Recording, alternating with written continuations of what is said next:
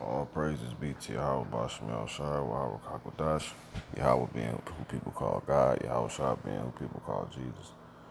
Of honor to the apostles over the Great Millstone Church. Salutations as well to the elder bishops. Lakia. As well, salutations as well to the elder bishops and the rest of the elders and Akim, also the branch to hold forth the true word and all true faith and sincerity. Alright, this true word for true life. So, this is a message that hit me through the spirit, so I'm just, getting straight to it. And that's dealing with how, with knowing the prophecies, knowing what's going to happen, it, it prevents, which is a good thing, it prevents us from doing things. It keeps certain things from us. It prevents certain things from being able to happen. It keeps it clear, and it makes it clear and keeps it clear, or should. At least it makes it clear on what shouldn't be done, can't be done. You know. So, for example, with knowing what's about to happen, um, like a prophecy dealing with, for example, Isaiah 4:1. You're not gonna be you're not gonna worship women. As a man of the Lord, you know, has now a brother who, Israelite who has became, an awakened Israelite that has entered in his truth. You know, an Israelite man that is not gonna be one that finds himself, you know, is now been put in position where he's not one that's chasing or putting women on the pedestal. You know what I'm saying? Or being a women worshiper. We say it more so like that. You know, because again, the prophecy Isaiah 4:1. Shalak, Satan. So it tells you in Isaiah 4:1, um,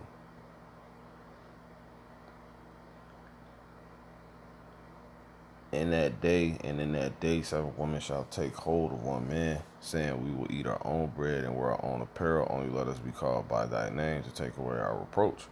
In that day, see that? In that day, 7 women shall take hold of one man, saying, we will eat our own bread and wear our own apparel. Only let us be called by thy name to take away our reproach. So it would be asinine to know if, the woman is about to be, you know, uh, having high admiration, reverence, worship of the man. You're not gonna have a man worshiping a woman, you know, acting like the woman, is the prize and all this other crap, you know. No, the woman is to be a part of the estate. The woman is the possession for Israelite man. In that day, the man is the prize, the Israelite man.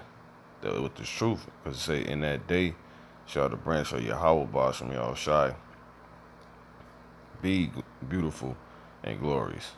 See that? And the fruit of the earth shall become excellent and comely for them that are escaped of Zion. And it shall come to pass that he that is left in Zion, because that's who this is talking about. That branch is talking about, the Israelite man that is in his truth, or because he's in his truth, is surviving these times.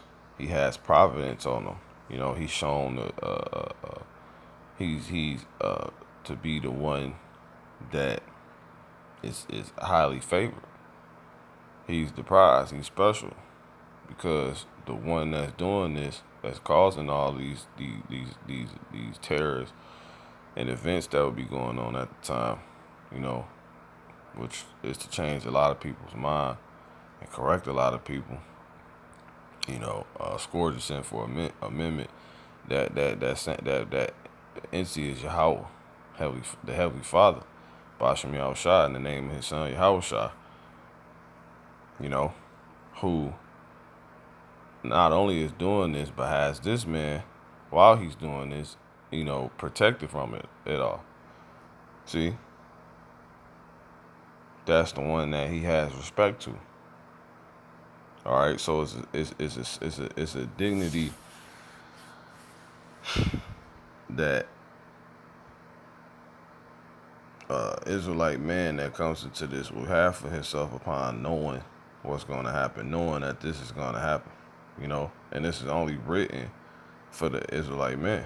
It says, and it shall come to pass that he that is left in Zion and he that remaineth in Jerusalem shall be called holy, even everyone that is written among the living in Jerusalem. All right, making a clear distinction. All right, when the Lord Yahweh shall have washed away the filth of Zion, of the daughters of Zion.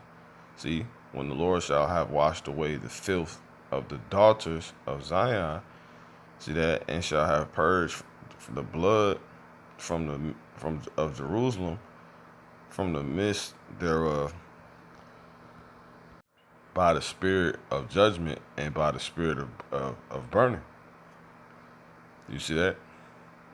So how could a man find himself is with knowing this is about to take place, you know, where pretty much the Israelite man is going to be put on the top. He's going to be clearly made to be the prize. How do you find, how would you find yourself making the Israelite woman the prize? You have at least now been prevented from doing that. It's this knowledge of the fact that this is going to happen has been kept unto this. It's a respect you're going to have for yourself. I want to grab this real quick. Exodus 2:17. It says, let's start at straight to the point. It says, and God looked. I'm gonna actually start at 24. And God heard, right, their groaning, and the Heavenly Father Yahweh, or God, remembered His covenant with Abraham, with Isaac, and with Jacob. Right, the men. And God, the Heavenly Father, looked upon the children of Israel. See, who come of these men, and God, the Heavenly Father, had respect unto them. See, He had respect unto them. So the Lord has respect unto the Israelites, but specifically, a time is the Israelite men. So this is how you're learning that we're going to be the prize, if you will. Manifested to truly be the prize. This is Isaiah 13:12. I will make a man more precious. See, a man more precious than fine gold, even a man than the golden wedge of Ophir. This is in the GNT. Those who survive, see, will be scarcer than gold.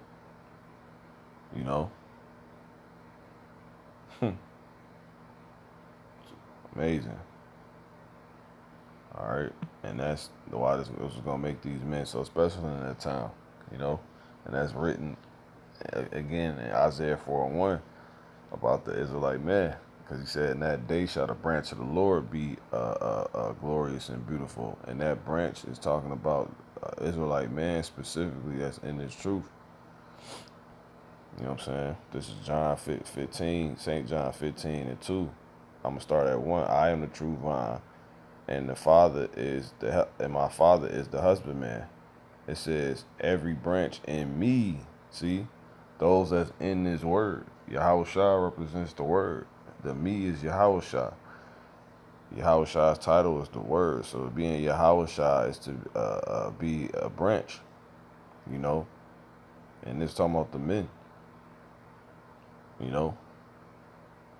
first and foremost.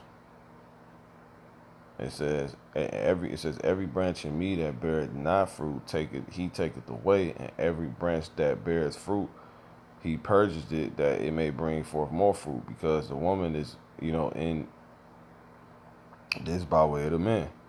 So it goes Yahweh, like the order, Yahweh the Heavenly Father, Yahweh Shah the Son, the Israelite man, then the Israelite woman. than the Israelite children, because you know, the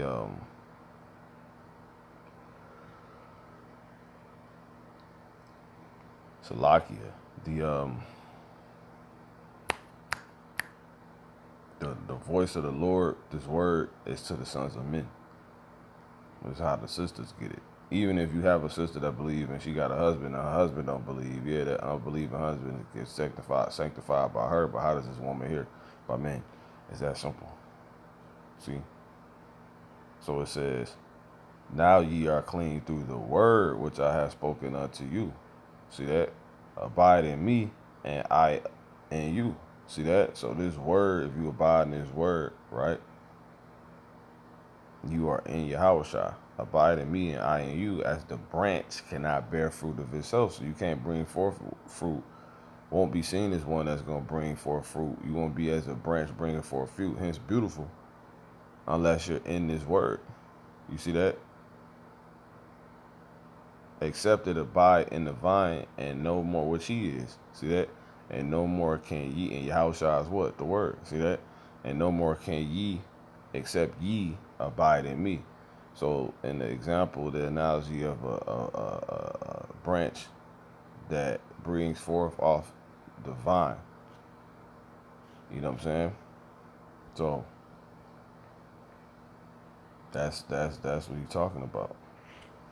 You know, it gets what it needs, its nourishment is supplied through the vine, to where now the branch is able to bud and bring forth this fruit. All right. And that's why it says, in that day shall the branch of the Lord be beautiful. All right. Isaiah 4 and 2. In that day shall the branch of the Lord, Yahweh shall be beautiful and glorious. See? And the fruit of the earth shall be excellent and comely for them that are escaped of Israel. So all these works the Lord wanted us to bring forth, that's when it's going to finally pay off. You know? You brothers, you men out there. You know what I'm saying? It's going to have you in high admiration.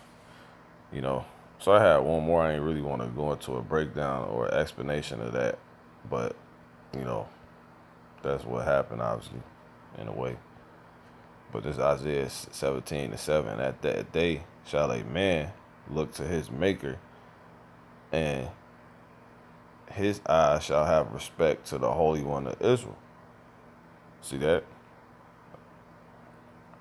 So that's something that's going to happen. At that day shall a man look to his maker, and his eyes shall have respect to the Holy One of Israel, you know, including women.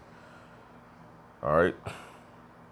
So people going to start wising up and see, okay, it's all about Yahweh Ba'ashem Yahweh, you know, the Holy One of Israel. And that's going to trickle down to those that's holy of the Israelites.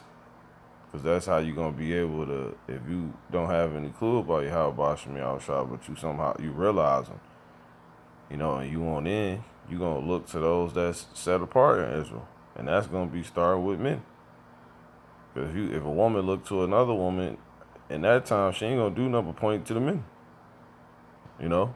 But they going to be so rare. So it wouldn't make, it doesn't make, so with knowing, getting to the point of this, with knowing the prophecies and things that's going to happen, this keeps a man from worshiping women.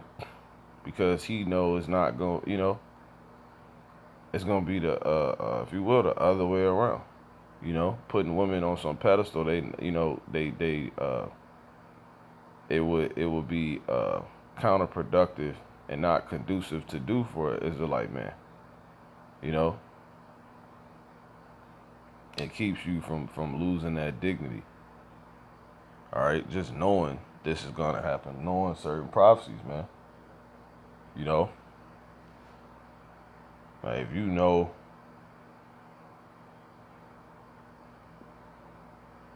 like it help you save money. You know what I'm saying? You know, damn, America gonna be destroyed. You ain't gonna start buying up a bunch of fucking land. You know what I'm saying? That don't make no damn sense. You know, all over the earth and things like that. Like, you know, for the generations to come, and because you already know, you know, one is signs that one America gonna be destroyed, and it's signs of how close we are to that destruction, and that destruction being by thermonuclear missile, missiles. You know what I'm saying? ICBMs, intercontinental ballistic missiles. You know what I'm saying? So it'll behoove, it'll make you be able to it'll make you not waste that money. That's why I says he that gonna do certain things. Let me see if I can get that. Let him be as one that is going to let him be as one that's going to lose.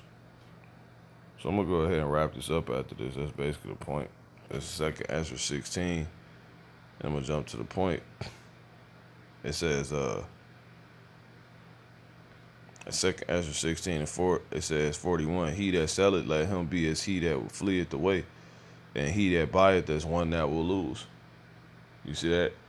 So you know you're gonna lose that land, so you ain't gonna be spending all the money that you got left on lands, because this is for the futures to come, who got to get this right, who gonna finally make a way for us in America. You know, that generational wealth. You ain't gonna waste your money on that. You ain't gonna waste your money buying a whole bunch of shit that you gonna end up losing anyway. Certain things. It don't make any sense. It's certain things that the time, certain prophecies is gonna prevent. You know, period. Like, it's so far you go with carnal money, because not carnal money, but like FRNs, because they gonna change that as well. You know, just for example, not saying you gonna get into all this digital crap that going on, but the point is to make that the digital is what the money's gonna become digital, like completely, in the form of the MOTB, the mark of the beast, which you are not to take by any means. You know what I'm saying? So it's things like that. So it says, he that occupied merchandise as he that have no profit by it. And he that buildeth as he that shall not dwell therein. So when it's clearly protesters and all this other shit going on, you're not gonna go buy a storefront.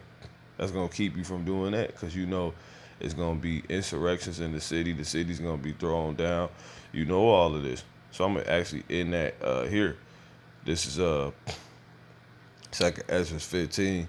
And I'm gonna jump to the point 17. A man shall desire to go into a city and shall not be. I'm gonna jump to 18. For because of pride, the city shall be destroyed. Right, the city shall be troubled. Exactly. A lot of these cities, these little downtown areas, these plazas, they're gonna be damn destroyed, man. So you're not gonna start a new mom and pop store in the midst of a fucking uproar. In the midst of the uproars that's gonna cause all this trouble. Right? It says the houses shall be destroyed and men shall be afraid. You know, it's that simple. Lord says it's gonna be damn uproars of the people. You know, you're not gonna do that. So it's just keeping you from certain things. So that's pretty much the point. I'm gonna close this out here. Isaiah 33 and 6. It says, and wisdom and knowledge shall be the stability, right, of thy times. See? This is gonna hold you down and keep you from certain things. You know? Actually really help you get in position for certain things. You know? Women gonna be back in their order, looking to be led. You need to be becoming a man that can lead right now. But you definitely should be on your way to bowing down to a damn woman, simping.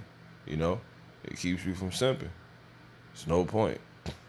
Not gonna buy a bunch of storefronts, because these cities gonna be damn destroyed any damn way. So it's gonna help you save your money. So this is why I says, and because what's gonna happen.